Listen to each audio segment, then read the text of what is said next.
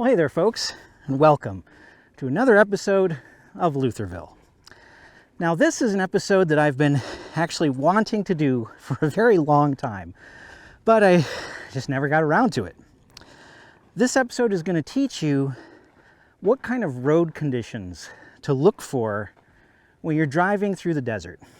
Now, during my time out here, I have seen countless people getting stuck in the sand just because they were driving on stuff that they really had no business driving on. And I'm not just talking about cars and trucks and RVs. I've even seen people in moving trucks, like the big 26-foot trucks, attempt to drive through deep sand in the desert, and the next thing you know, they're stuck out there for 3 hours. So hopefully this video will save a few of you from that fate, and you won't get stuck, once I sort of teach you what to look for. So let's get started. I would say that one of the things that really gets people in trouble out here in the desert is assuming that the road that you're on and the way that it looks right now is the way that it's always going to look. For example, right here, this road, as you can see, is kind of a main road through the desert, right? And it's pretty smooth, it's pretty flat, it's pretty straight, and it's very hard packed. And this is the kind of road that's pretty easy to drive anything on, right? You could drive even a two-wheel drive sedan down this sort of road and you're not going to have any problems. But just because the road starts this way doesn't mean that it's going to stay this way. And that's the thing you have to remember about traveling through the desert. If you have a road that's really hard packed and perfectly smooth, but you have a section of road that's 10 feet long that's super deep sand, well, you could be in a lot of trouble, because just because the rest of the road is fine, that doesn't do you any good when you're stuck in that 10-foot gap of deep sand. Case in point, let me take you a few more feet down the road when this fly is not in my face. Let me take you a few more feet down the road and I'll show you just how deep the sand actually gets.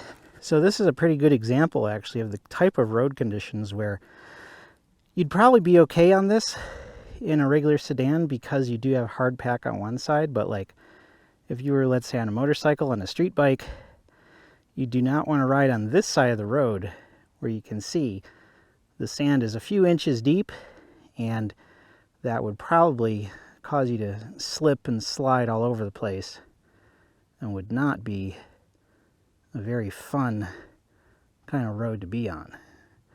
Now, if you were on this side it wouldn't be so bad because that's pretty hard, pretty solid, and you can drive through that stuff with no problem.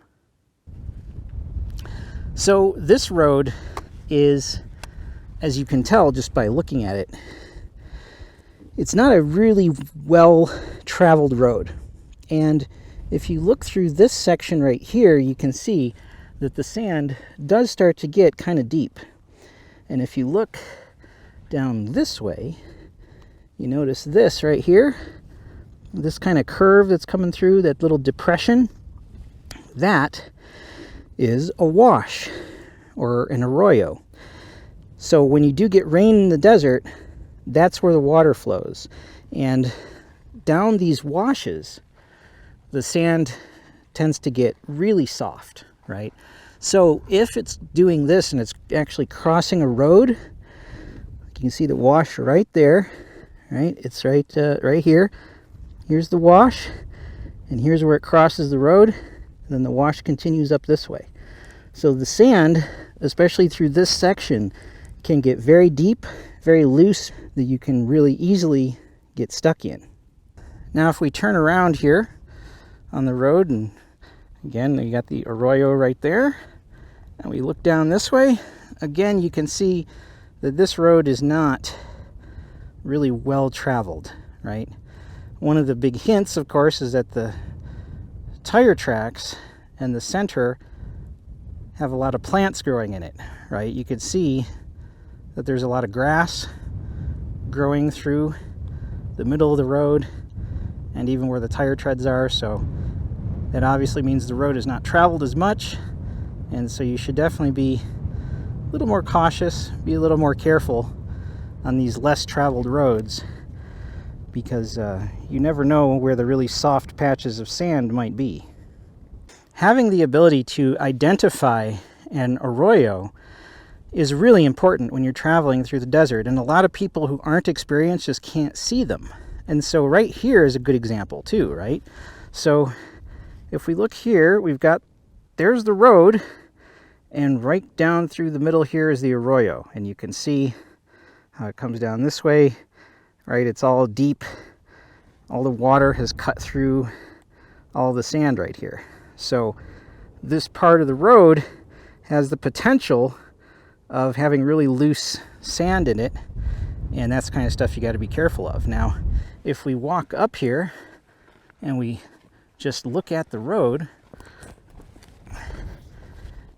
you can see when you're actually on the road, you can't really tell that arroyo is there at all, right? And honestly, in this case, it's fine. In this case, this is a really hard-packed road, and that's not an issue. But they can be, so you got to be careful of those. So again, right here is a fairly well-traveled road, and then right here is a great example of a road that's not really a road anymore. Now, this actually exists on maps, and as you can see, it's barely a road, and probably not the kind of thing that you'd really want to drive down unless you had four-wheel drive. And we'll kind of zoom in here, get you a close-up of the texture. You know, it's really not much different than the rest of the texture of the desert. This road has pretty much been, reclaimed by nature. And these are also things that, if you're on a street bike, motorcycle, or a two-wheel drive car, you probably don't want to come down one of these kind of roads. So again, this right here, technically on the map, this is a road, but do not recommend driving on it. And remember, if you're out in the desert at night, it's pitch black. Imagine trying to drive down something like this, right? Like, you're going to get in trouble real fast. Don't do that.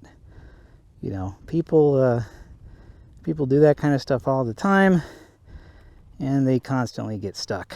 So definitely avoid this type of terrain unless you're really, really familiar with the desert.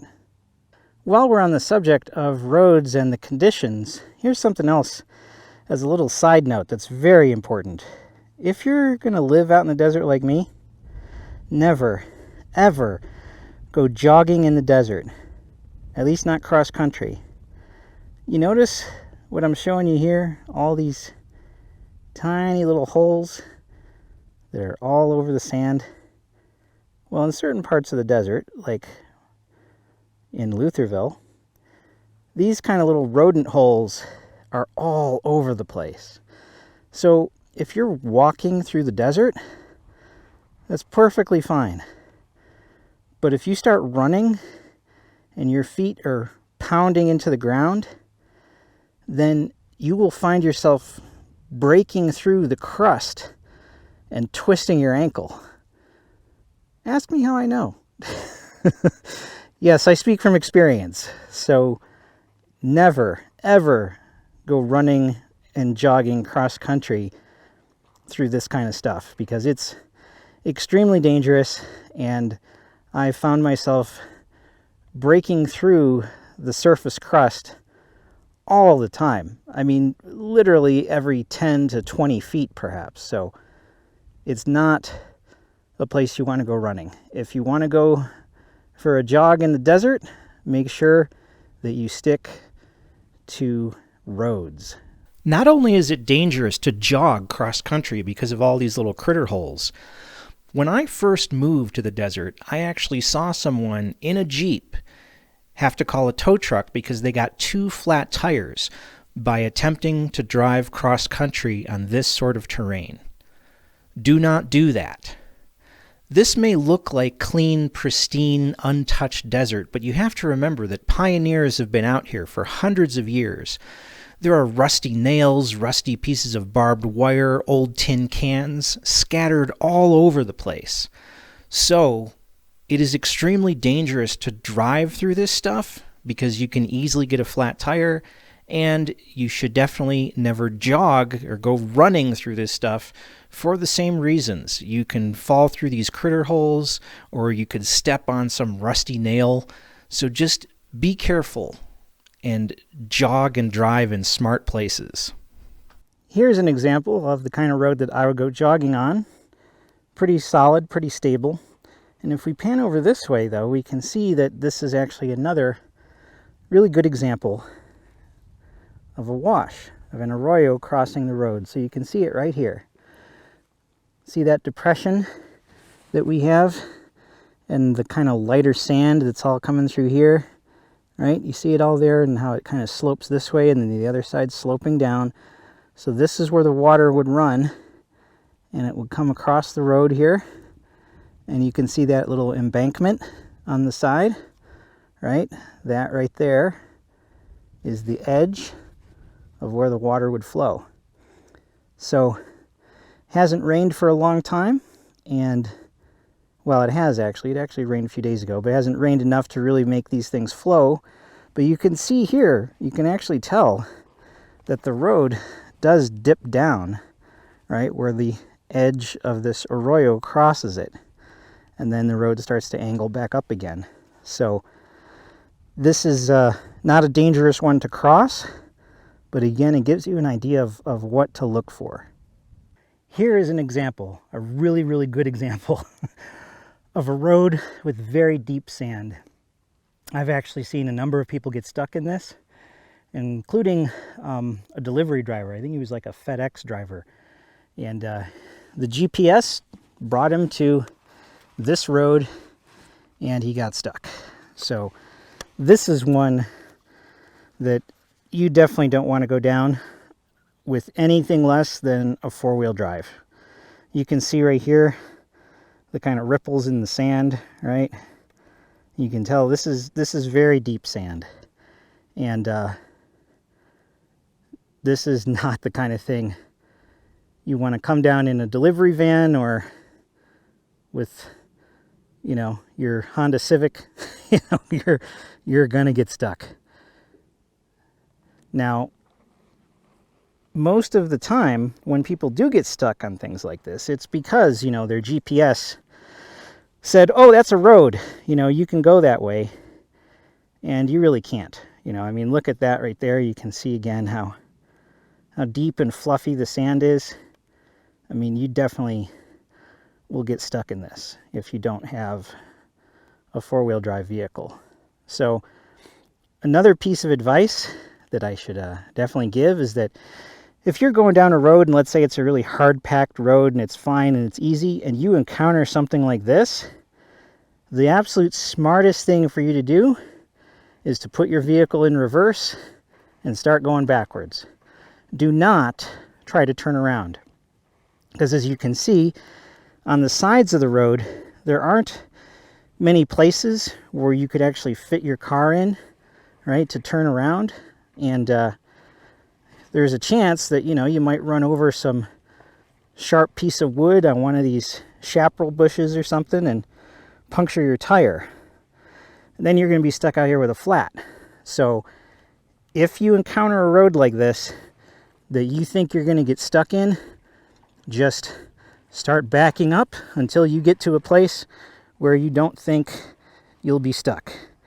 You know, look at right there, just from my footprints, you can see how much, you know, my feet can dig into the sand. It's pretty deep. It's pretty deep stuff. So, yeah, if you don't think you can make it, If it seems like, no, this is not smart to take my Honda Accord down this road, then you throw it in reverse and you back up to a patch of road where you can actually turn around without getting stuck. I once saw a guy in a sedan out in the desert reach a road like this, and he started backing up, and he must have been backing up for, half a mile. And I was so impressed. I really wanted to get over to that guy and commend him and tell him that that is one of the smartest things that I ever saw anybody do out in the desert, because he did something safe so that he wouldn't get his vehicle stuck. And I know some of you are thinking, well, that's ridiculous. I'm not that good at driving. I can't back up a car for half a mile. That would take me 20 minutes. Okay, well, would you rather take 20 minutes to back up? Or would you rather get stuck in this stuff and then have to spend a week's salary to have a tow truck come and pull you out as you wait around for 4 hours? Trust me, backing up, even if you got to do it for a mile, is a lot smarter than attempting to go through this or attempting to turn around in terrain that could get you stuck. Now here I want to show you, this is an example of the kind of a wash that gets people in trouble when they're not familiar with the desert. Because this one is pretty big. This one is very wide. And if you look closely, you can see how the coloring on the sand is a little bit different, right? And the texture of the sand is a little different. It's a little bit lighter through here, right? Than it is, let's say, right here on the side where you have more shrubs and chaparral growing. In fact, you can see there are these little grasses and things, right? That are growing in the normal kind of dirt of the desert. And you can see there's a lot of pebbles and there's a lot of little stones, right? But if we pan over and we look at right here, you can still see them. But then when we get here, when we get to the wash, you don't see plants growing, and you also don't see all the little pebbles. You just see the sand. So a lot of times if people get lost in the desert and they spot an arroyo like this, they see a wash, they don't know any better and they think it's a road. And they start trying to drive down it.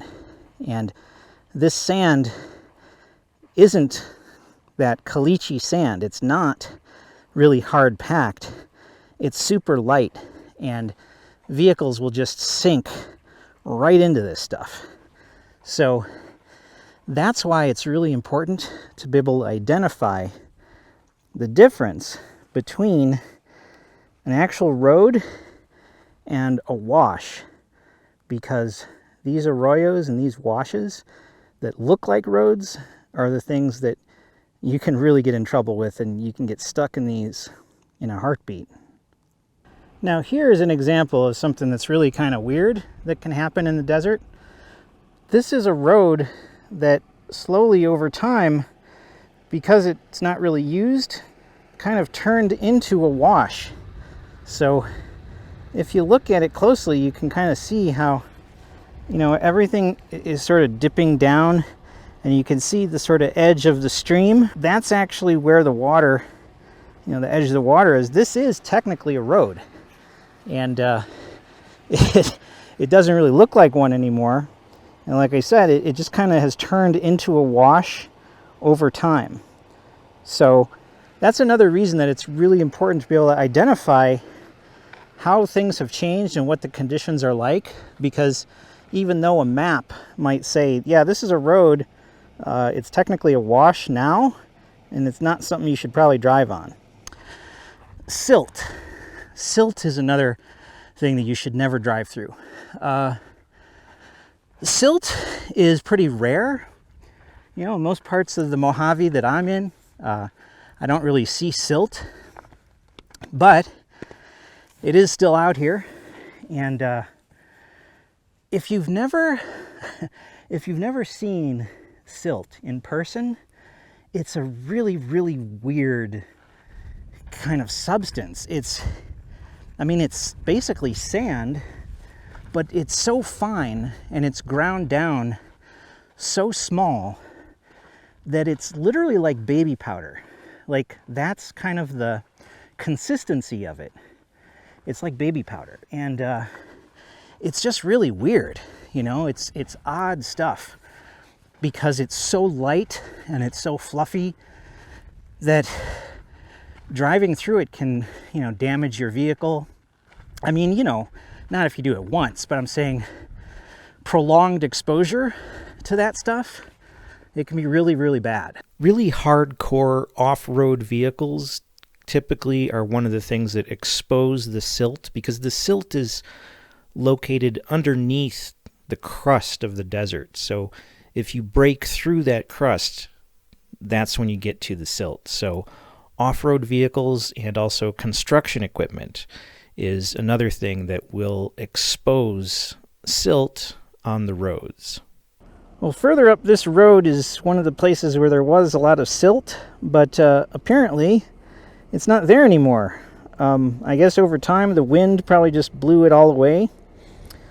So I'm not able to show you really what the silt looks like, because the silt is actually the same color as all of this regular sand, but it's the texture of it is very different. It's really fine. It's more like baby powder, and I'm kind of glad that I didn't have to drive through any of that junk.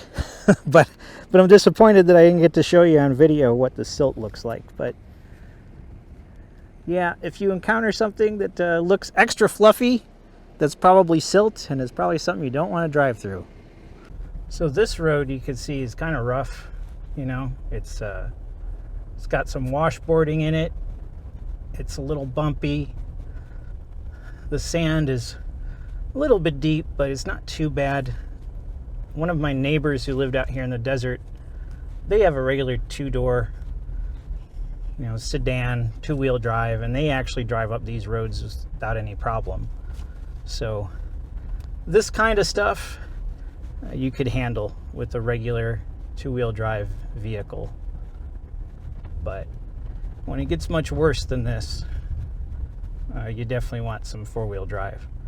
And then up here, you can see this is the kind of stuff you'll encounter a lot in the desert around like rock formations. Oh, right here you can see here's a wash that's coming down, right? There's a wash that comes right into the road.